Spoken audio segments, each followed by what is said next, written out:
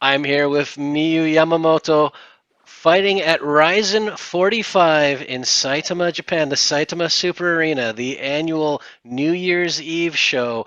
And from my understanding, your retirement fight. So I guess we're going to start there. When did you come to the decision that this was going to be your last fight? I know it was pushed back a little, but what was the thought process?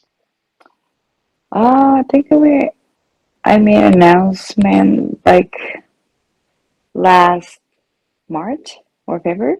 I don't remember, but that was like a beginning of this year. Yeah. What kind of went into that? Like, what told you now was the time? I mean, I know age is always a factor, but was there anything else to it? No, I wasn't gonna make an announcement at all because my brother Kid Yamamoto, Kid never he said he never retired. So I was gonna stick with it.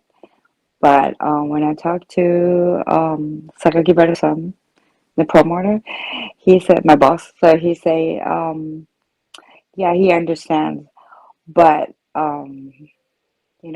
think about my fans.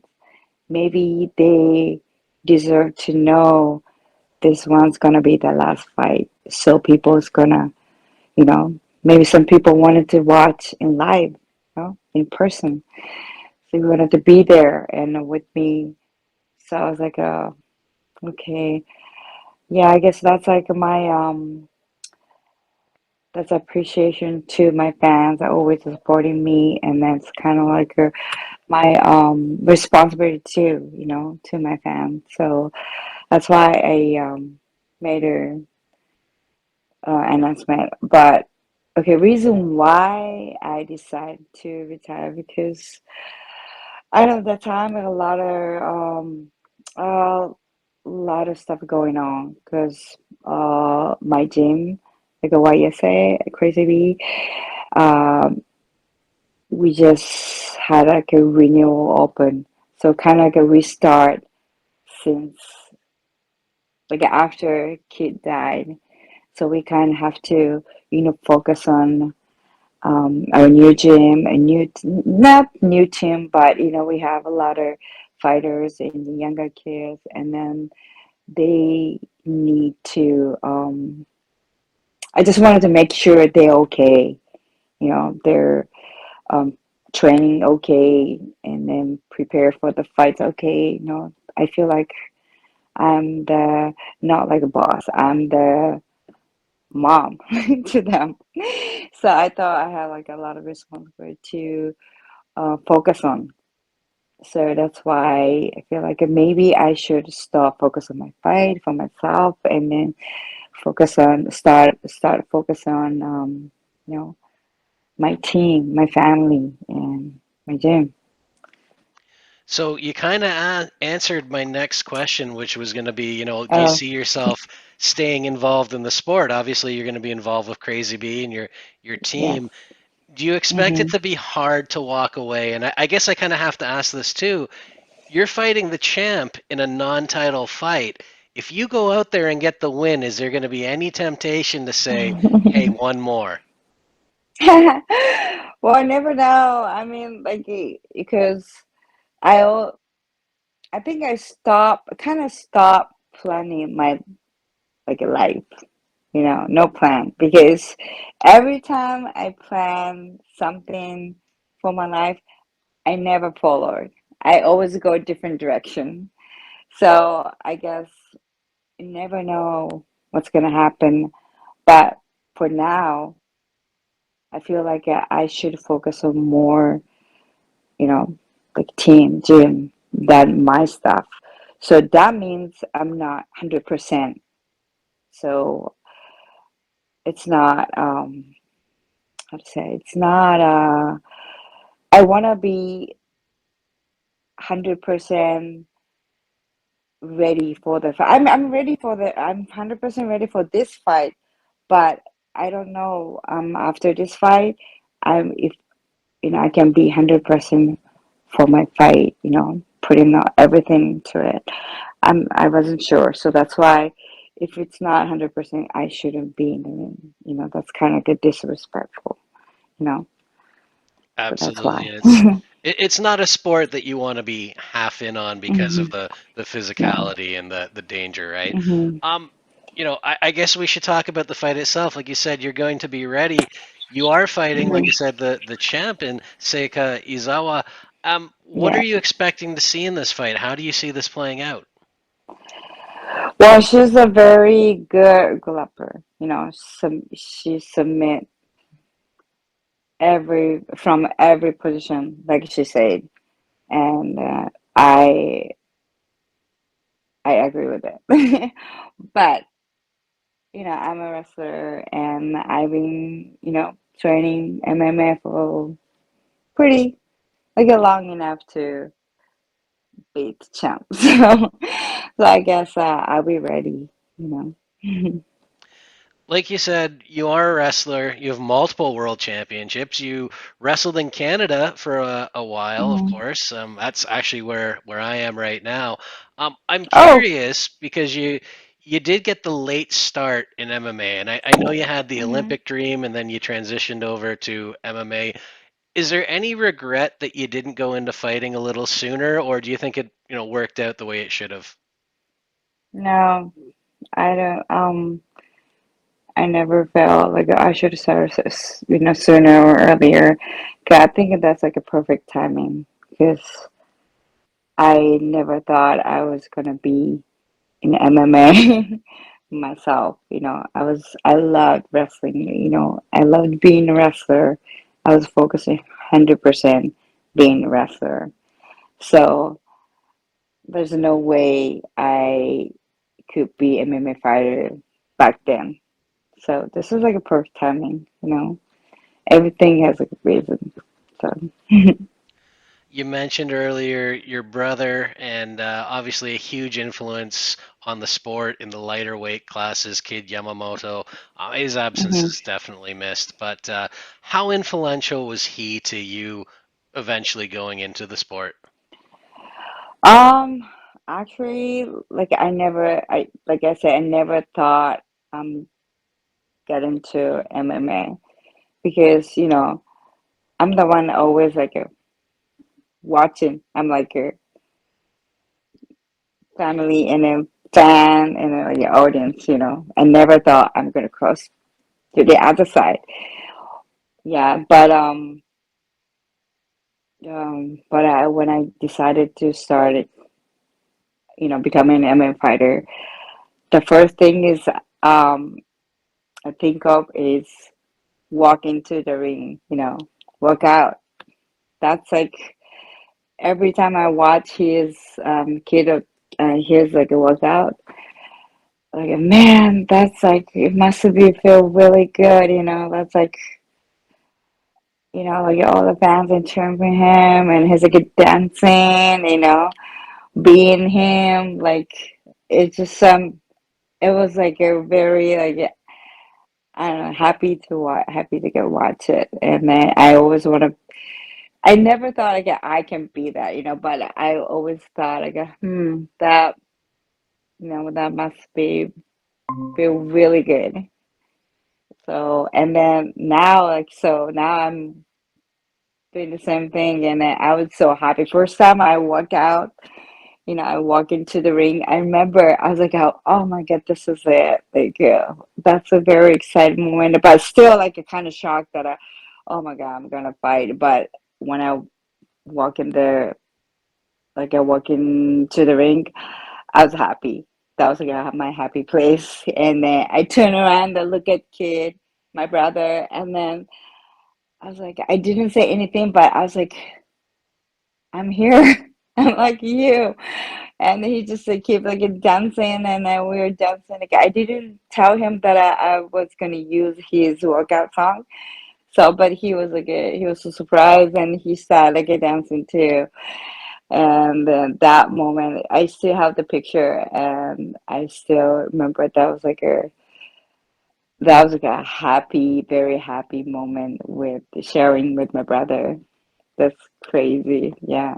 That's very cool, and I appreciate you sharing it. it. Do you still have the same reaction now when you walk out? Does it still make you as happy as it did to hear the crowd behind you?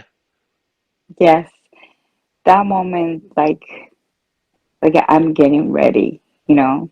So, like at one time, no, not one time, like at what if I like at Osaka or somewhere that that workout is very short, and I was like shocked. I was like, "Whoa, that's it." I'm already here. I wanted to walk really long. That's like not a not a warming up, but just the pump, like getting ready. That's like my moment. I wanted to enjoy longer.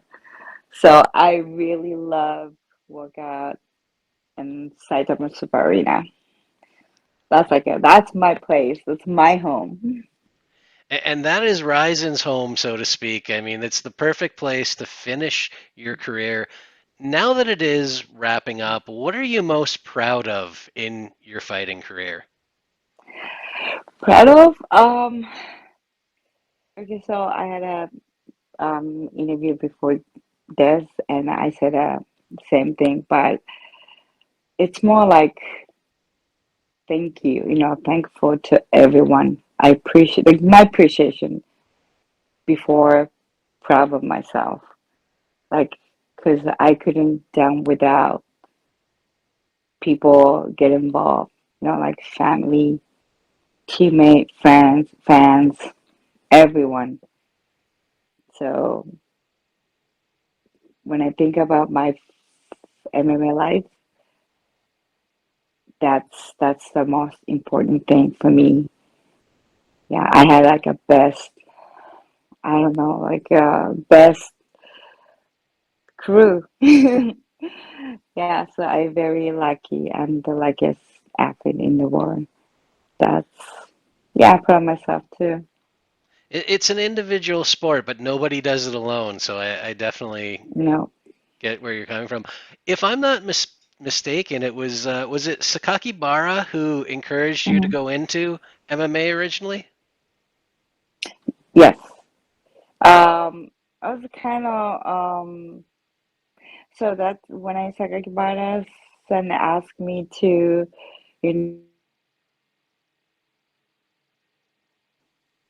that time I found out about my brother. The, he has a cancer. So when I heard, I was like, okay, if I start MMA, of course, my brother is gonna be my coach. So I get to spend the time with him, and then I can, because I was worried. I'm still like a big sister, so I worried, and I wanted to, you know, stay close to him to make sure he's okay. So that's why I like, oh, this is the perfect timing. And then, wrestling career, I was going to continue wrestling, but you know, somewhere in my heart is like can't focus in 100%. So I'm like looking for like kind of like looking for the new thing, and then and then he asked me, second person asked me, so it's like a everything that comes like a same like a timing. So and that's why I was like, okay, I should do it, just do it, yeah. And then Sakaki came to Toronto because I lived in Toronto that time, and he came to Toronto and then talked to me, and then he's like, let's just do it. And I was like, okay, well, let me talk to my brother because I need to know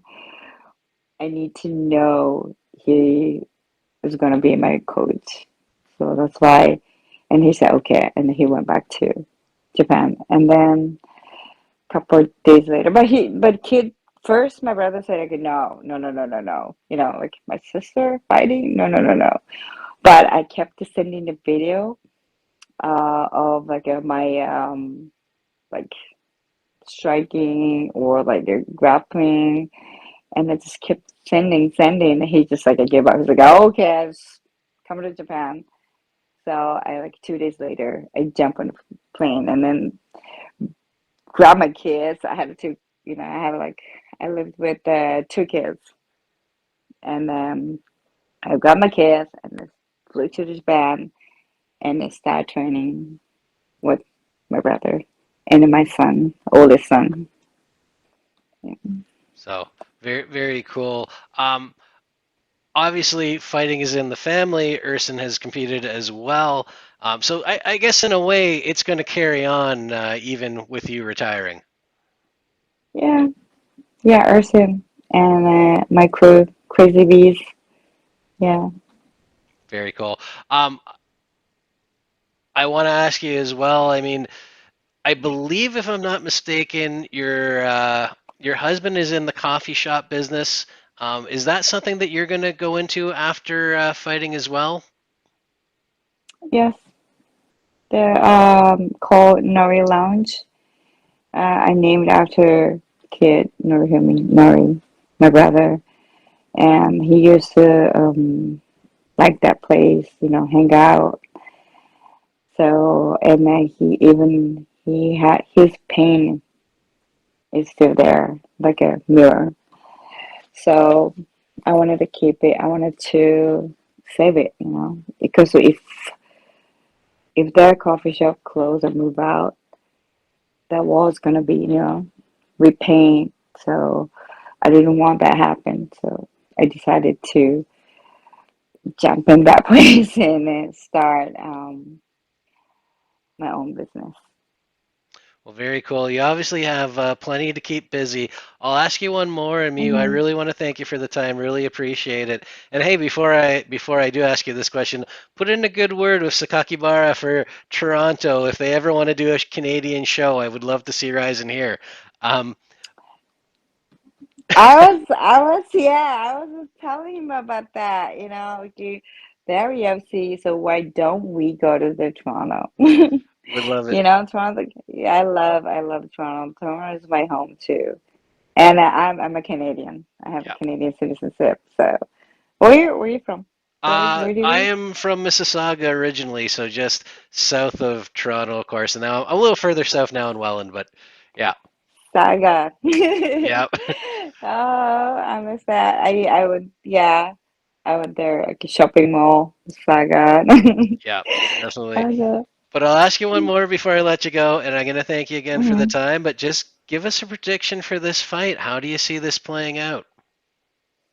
Clan. Well, all I can say is I know she's a good grappler, judo, wrestling, but I train enough to beat her. So, and then RIZIN gave me undefeated champion for my last fight. So I know it's a non-title, of course, but that means I can be the first person to beat her. So Very wish me cool. luck. Absolutely. Wish you the best of luck in the fight. Arigato Thank you. gozaimasu. Thank you, Miyu. Arigato. You have Thank yourself a great you. day. Thanks, guys.